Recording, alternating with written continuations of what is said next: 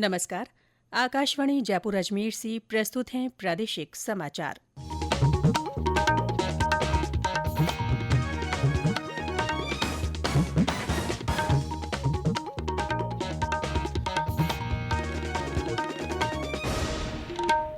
मुख्य समाचार। प्रदेश की 7 विधानसभा सीटों पर उपचुनाव के लिए कल होने वाले मतदान की सभी तैयारियां पूरी। मतदान दलों की रवानगी आज से। जयपुर में आज राइजिंग राजस्थान आईटी और स्टार्टअप प्री समिट का आयोजन किया जा रहा है। प्रदेश भर में आज देव उठनी एकादशी का उल्लास, मांगलिक कार्यों की हो रही शुरुआत। और जैसलमेर में गिद्धों की आवक से प्रकृति प्रेमियों में खुशी की लहर।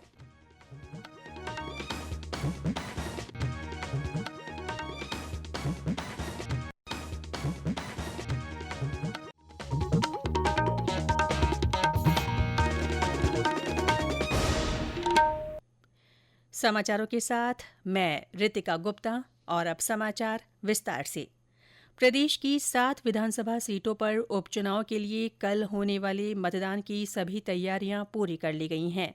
मतदान कल सुबह 7 बजे से शाम 6 बजे तक होगा। मुख्य निर्वाचन अधिकारी नवीन महाजन ने बताया कि इसके लिए मतदान दलों की रवानगी आज से शुरू हो रही है। इससे पहले कल शाम उपचुनाव के लिए होने वाला प्रचार थम गया। 48 घंटों के इस साइलेंस पीरियड के दौरान चुनावी रैलियों, सभाओं और जुलूस पर प्रतिबंध रहेगा। अब प्रत्याशी और विभिन्न दलों के समर्थक घर घर जाकर जनसंपर्क कर सकेंगे। श्री महाजन के अनुसार विधानसभा उपचुनाव के लिए एग्जिट पोल के प्रसारण पर भी प्रतिबंध लागू हो गया है।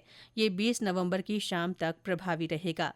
स्वतंत्र, निष्पक्ष, भयमुक्त और पारदर्शी चुनाव प्रक्रिया के लिए सुरक्षा के कड़े बंदोबस्त किए गए हैं। इसके लिए 9,000 से ज्यादा सुरक्षाकर्मी नियुक्त किए गए हैं। उपचुनाव के लिए कुल 1,915 मतदान केंद्र बनाए गए हैं। इनमें से 1,122 मतदान केंद्रों पर लाइव वेबकास्टिंग की जाएगी। मतदान कक्षों के बाहर भी कैमरों से नजर रखी जाएगी। दौसा, रामगढ़, झुंझुनू, चौरासी, खींवसर, देवली उनियारा और सलुम्बर विधानसभा क्षेत्रों में होने वाले मतदान के लिए 19,36,000 से ज्यादा मतदाता अपने मताधिकार का प्रयोग करेंगे। नागौर में तीसरे प्रशिक्षण के बाद आज मतदान दलों की रवानगी होगी। उधर टोंक के राजकीय स्नातकोत्तर महाविद्यालय से आज मतदान दल देवली उनियारा के लिए रवाना होंगे। दौसा में भी मतदान को लेकर व्यापक बंदोबस्त किए गए हैं। और ब्यौरा हमारे संवाददाता से।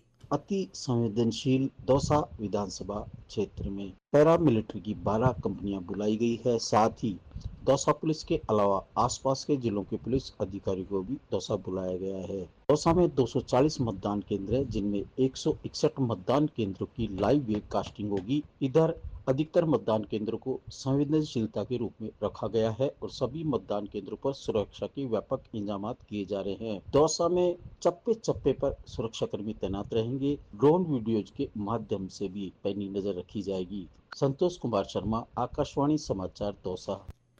उपचुनाव वाले क्षेत्रों में कल सार्वजनिक अवकाश रहेगा।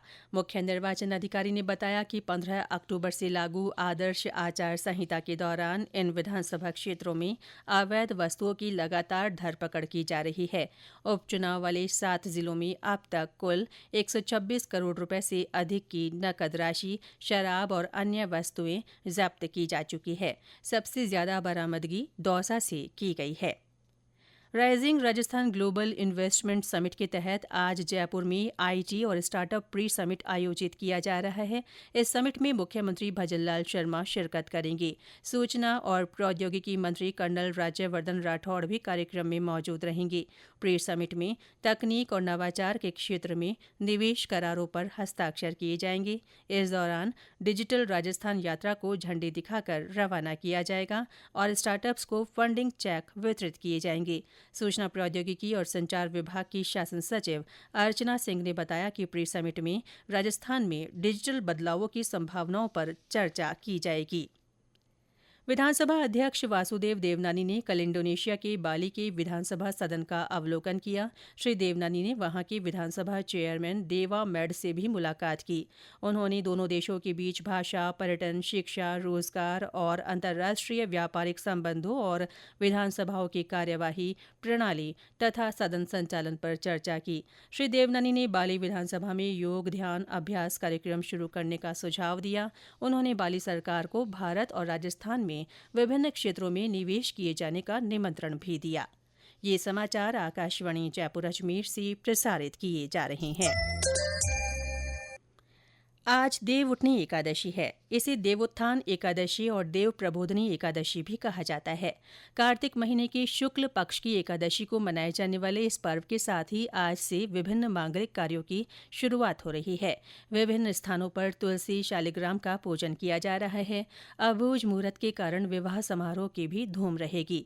पाली, भीलवाड़ा, केकड़ी, शाहपुरा, जैसलमेर, सवाईमाधोपुर सहित सभी स्थानों पर देवउठनी एकादशी के अवसर पर मंदिरों में विभिन्न आयोजन हो रहे हैं।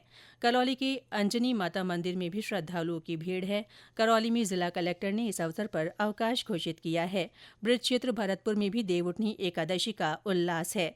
उधर पुष्कर में आज से पंच तीर्थ स्नान शुरू हो रहा है। हमारी अजमेर संवाददाता ने बताया कि श्रद्धालुओं की बढ़ती संख्या को देखते हुए प्रशासन ने कई व्यवस्थाएं की है। रेल यात्रियों की सुविधा के लिए अजमेर से पुष्कर के बीच 3 विशेष रेल सेवाओं का संचालन किया जा रहा है। सुबह से ही श्रद्धालु पवित्र पुष्कर सरोवर में स्नान और पूजा अर्चना कर धर्म लाभ उठा रहे हैं। धार्मिक कार्यक्रमों की कड़ी में आज देवस्थान और पर्यटन विभाग द्वारा आध्यात्मिक यात्रा का आयोजन किया जा रहा है। यह यात्रा 7 साल बाद पुष्कर के मुख्य बाजारों से निकाली जाएगी। यात्रा के लिए सभी संतों, आश्रमों, मठों आदि को आमंत्रित किया गया है। पुष्कर वासियों और आसपास के गांव वालों को भी न्योता दिया गया है। आसपास के स्कूलों की ओर से भगवान की झांकियां भी यात्रा में शामिल हो रही हैं। यात्रा के समापन पर सभी साधु संतों को शॉल ओढ़ाकर सम्मानित किया जाएगा। नलमा धादीच, आकाशवाणी समाचार, अजमेर। बांसवाड़ा के त्रिपुर सुंदरी मंदिर में आज प्रकटोत्सव मनाया जा रहा है। वहीं सीकर के प्रसिद्ध स्थल खाटू श्याम जी मंदिर में आज जन्मोत्सव की रौनक है। हमारे संवाददाता ने बताया कि देश भर से भक्तगण बाबा श्याम के दर्शन करने पहुंच रहे हैं। कार्तिक शुक्ल एकादशी पर आज बाबा श्याम का जन्मोत्सव मनाया जा रहा है।